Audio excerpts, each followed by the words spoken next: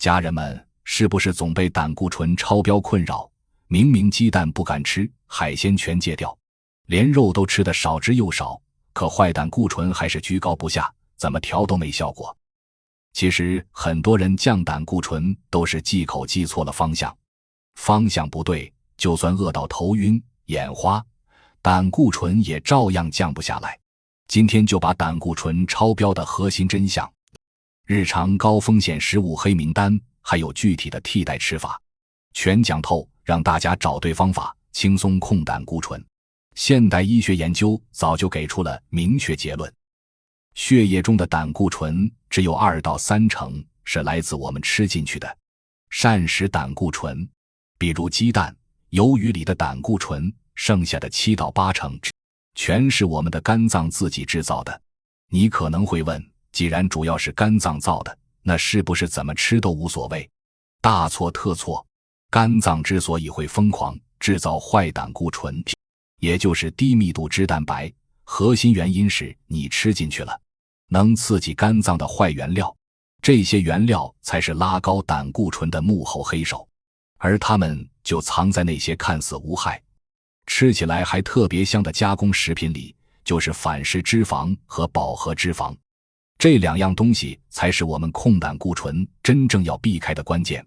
在盘点高风险食物之前，咱们先把3个在血管里作乱的核心概念搞懂，不然光记名单也没用，用大白话加形象比喻，保证大家一听就懂。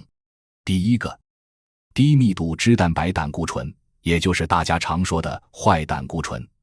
你可以把它想象成血管里黏糊糊的淤泥，一旦指数超标，它就会一层层沉积在血管壁上，时间久了，血管就会变窄变硬，最后轻则血压升高，重则引发心肌梗塞、中风，这是我们控胆固醇最要打击的头号目标。第二个，反式脂肪，这个东西堪称血管双重杀手。为啥这么说？因为它不仅会拼命拉高坏胆固醇，还会把保护血管的好胆固醇，也就是高密度脂蛋白往下拉。就像一个小偷，不仅偷你的钱，还把你家的安保系统全砸烂，让血管毫无防护。反式脂肪主要藏在氢化植物油里，这是纯工业制造的产物，我们的身体根本代谢不了，吃进去多少就会给血管添多少堵。第三个，饱和脂肪，比反式脂肪稍好一点，但危害也不小。它主要藏在动物的皮、肥肉还有棕榈油、椰子油这些热带植物油里。大家可以想象一下，煎五花肉，培根剩下的油冷却后会变成白白的硬块，这就是饱和脂肪。就算到了有温度的血管里，不会马上结块，也会让血液变粘稠，流速变慢，让油垢牢牢粘在血管壁上，慢慢拖垮血管。这3个概念搞清楚，大家就知道控胆固醇的核心就是避开藏有反式脂肪和饱和脂肪的食物。接下来这份高风险食物名单是我从临床中总结的大家最容易踩雷的10种，全是日常常吃的早餐、点心、追剧小食，每一个都会讲清大众的错误认知、高风险原因，还有具体能落地的替代方案。大家一定要对照自查，赶紧去看看家里的冰箱、零食柜里有没有这些东西。第1名，牛角包，也就是可颂。很多人都觉得它是精致健康的早餐，刚出炉的牛角包，酥脆掉渣，配杯咖啡，幸福感满满。可这酥脆的口感全是靠大量油脂堆出来的。一个好吃的牛角包，脂肪含量能高达 30% 以上，重点是用的油大，有讲究，高级法式烘焙会用纯天然奶油，里面全是饱和脂肪。而超市、便利店卖的便宜牛角包，为了省成本，让酥皮更稳定，用的都是起酥油、人造奶油，这可是反式脂肪的大本营。你吃的每一口酥脆，都是在给血管添堵，看似吃的是面包，实则就是在喝油。胆固醇偏高的中老年朋友，能不碰就不碰。如果实在想吃面包当早餐，就换成全麦吐司、杂粮馒头。觉得干的话，抹一层薄薄的天然动物奶油，或者用牛油果泥代替，牛油果里的单不饱和脂肪酸还能保护血管，比牛角包健康100倍。第2名，菠萝油。茶餐厅的经典美食，热腾腾的菠萝包加一块冰凉的厚切牛油，口感销魂，是很多人的早餐首选。可这个组合就是反式脂肪加饱和脂肪的双重炸弹。首先，菠萝包的酥皮是用砂糖、面粉加大量猪油、起酥油烤的，本身就是反式脂肪和饱和脂肪的混合体，再加上中间的厚切牛油是实打实的动物脂肪，饱和脂肪酸含量超高，更要命的还有隐形的糖，一个菠萝油的热量和糖分都爆表，吃多了血糖飙升，胰岛素分泌紊乱，还会拉高血液里的三酸甘油脂，坏胆固醇加三酸甘油脂双高，就是混合型高脂血症，对血管的破坏力直接翻倍。菠萝油偶尔解馋可以，千万别当日常早餐，想吃的话就换成贝果、欧式硬面包，切开来加一片低脂芝士，再加几片番茄。青瓜既有淀粉的满足感，又能补蛋白、补纤维，还把油脂和糖分降到了最低。第3名，植脂奶粉，也就是奶精。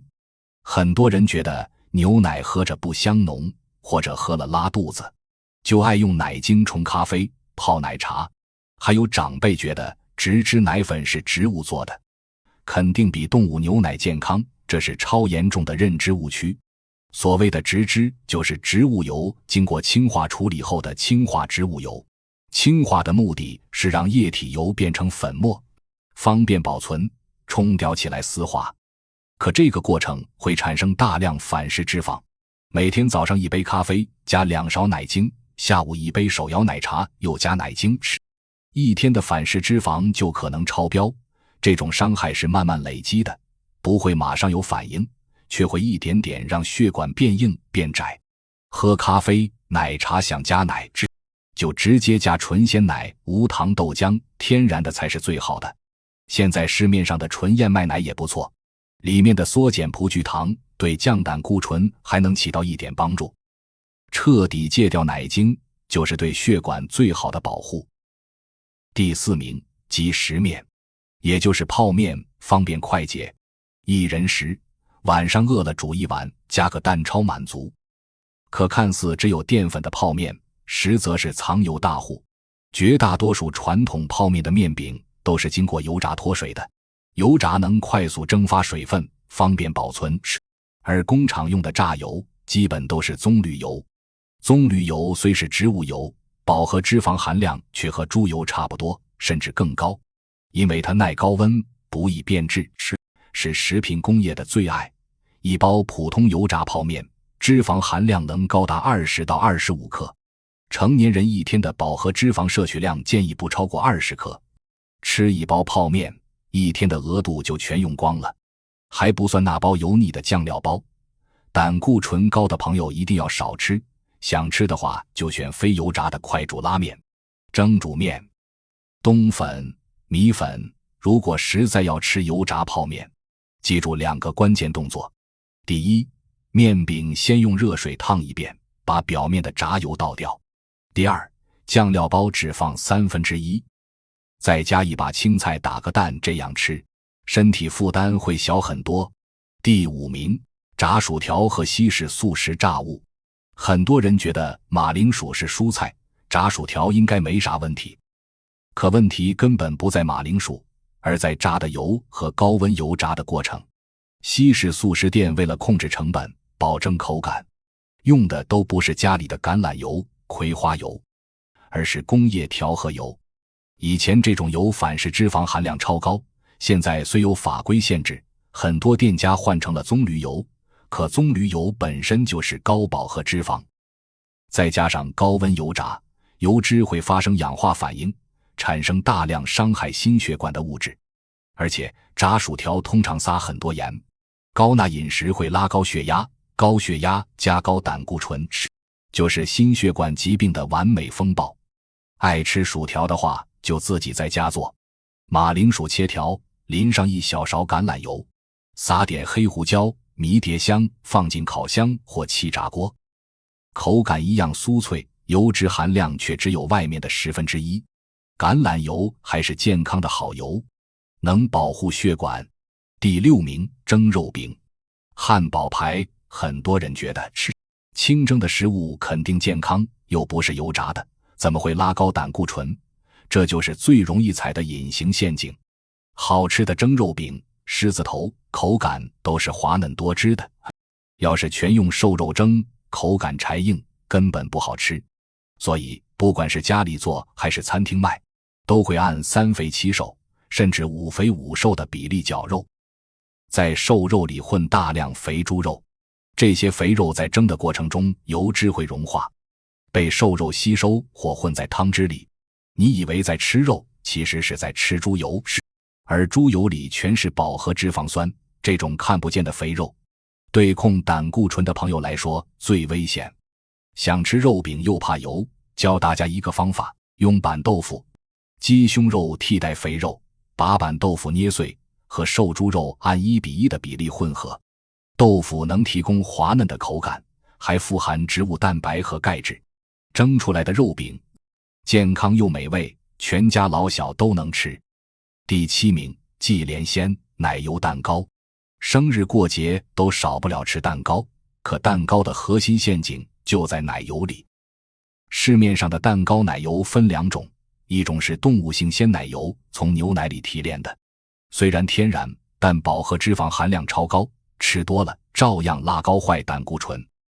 另一种更糟糕，植物性鲜奶油，听起来很健康，实则就是氢化植物油，也就是人造奶油，成本低，定型效果好，放再久都不塌，是廉价蛋糕店。超市包装蛋糕的首选，这可是反式脂肪的重灾区。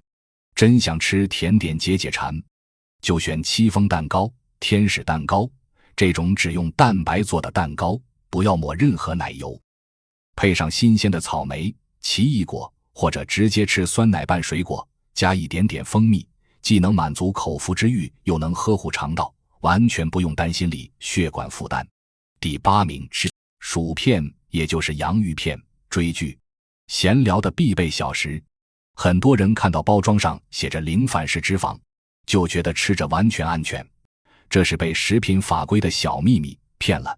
根据国家规定，每100克食品里的反式脂肪含量低于 0.3 克，厂商就可以标注0反式脂肪，但这不代表完全没有吃。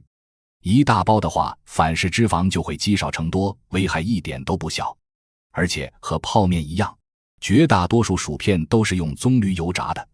拿一片薯片在纸巾上压一压，就能看到明显的油渍。除了饱和脂肪，薯片还是高热量、高盐分食物。追剧时不知不觉就吃一大包，吃过量的油脂和盐，最后都会变成血液里的负担。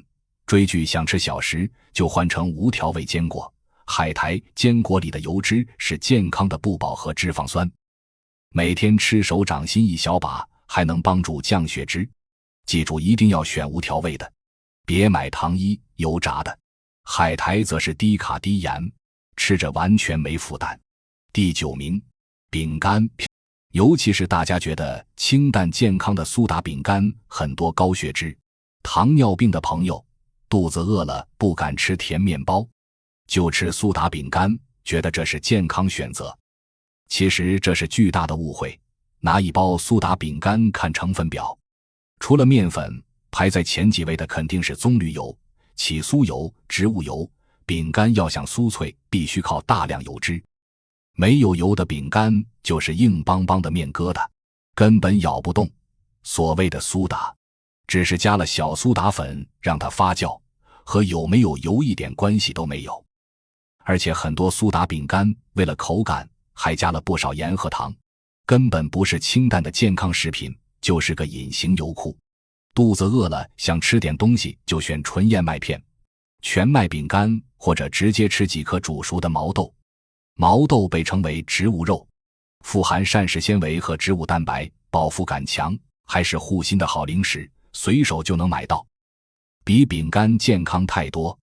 第10名，凤爪，很多女性朋友的最爱，都说吃凤爪能补充胶原蛋白，让皮肤变 Q 弹。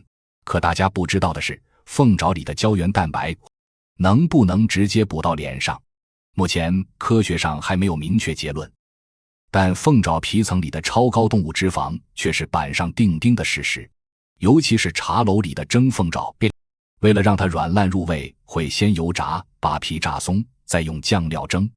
这个过程中，凤爪本身的皮下脂肪没流失，还吸饱了炸油和酱料里的油。你以为在补胶原蛋白，其实更多的是在吃饱和脂肪。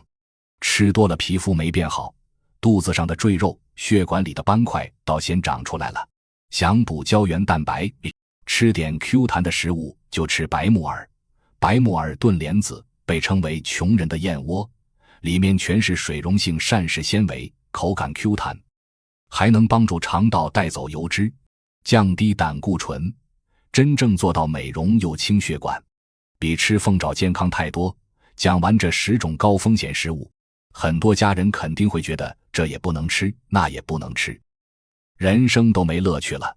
其实我并不是让大家过苦行僧式的生活，而是想帮大家建立风险意识。饮食的核心从来不是完全忌口，而是察觉和选择，知道哪些食物对血管不好，然后少碰替换就够了，不用一下子做出巨大的改变，哪怕只是一点点调整。